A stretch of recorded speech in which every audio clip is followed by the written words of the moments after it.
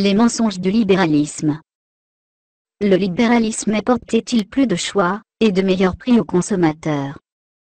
Faux, le libéralisme ne peut fonctionner que s'il existe une concurrence suffisante de l'offre. Or dans les faits, le capitalisme libéral tend vers la concentration, et la formation de monopoles qui éliminent toute concurrence, réduisent le choix du consommateur et font monter les prix, ou baisser la qualité. Dans le domaine des services publics comme la distribution d'eau, la poste, ou les chemins de fer, leur privatisation s'est toujours traduite par une augmentation des coûts pour l'usager, une diminution du service, et une réduction des investissements dans l'entretien des infrastructures. Le libéralisme est-il le libre jeu du marché? Faux, le libre jeu du marché nécessite la transparence du marché et de l'information.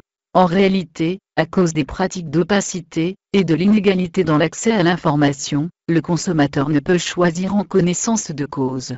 La croissance crée-t-il des emplois?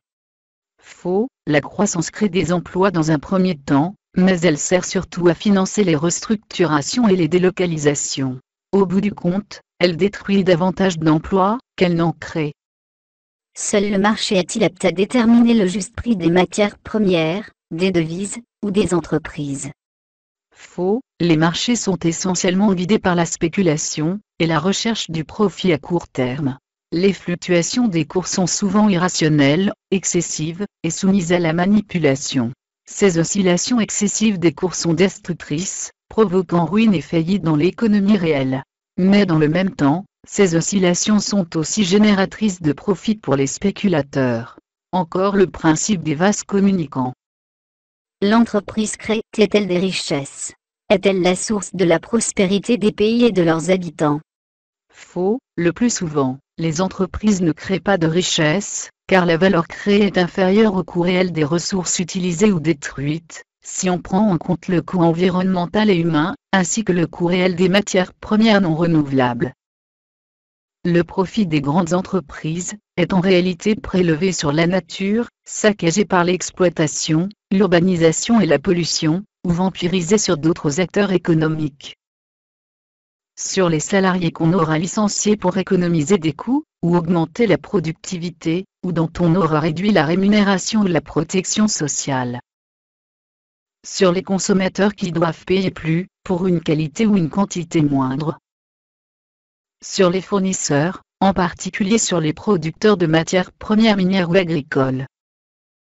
Sur d'autres entreprises, dont on aura provoqué la faillite par des pratiques déloyales, ou qui sont rachetées pour être ensuite dépecées, vendues par morceaux, et dont les salariés sont transformés en chômeurs. Sur les populations du tiers-monde, qui ont été spoliées de leurs terres et de leurs ressources, et qui ont été réduites en esclavage, obligées de travailler dans les mines, ou les ateliers de la sueur des entreprises transnationales, ou pire encore, obligées de servir de cobayes à l'industrie pharmaceutique, ou de vendre leurs organes, le plus souvent un rein ou un œil, qui seront ensuite greffés à des malades fortunés. Le prix payé pour le prélèvement d'un rein va de 20 000 € en Turquie, à seulement 800 € en Inde. La mondialisation profite-t-elle à tous? Faux, entre 1992 et 2002, le revenu par habitant a chuté dans 81 pays. Dans le tiers-monde, le nombre des extrêmement pauvres a augmenté de près de 100 millions.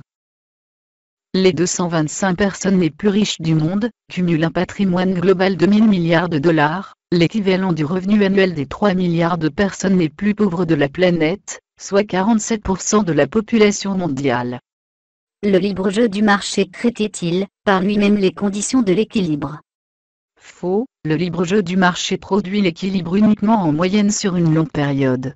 En réalité, il oscille en permanence autour de l'équilibre, et ces oscillations sont brutales et destructrices.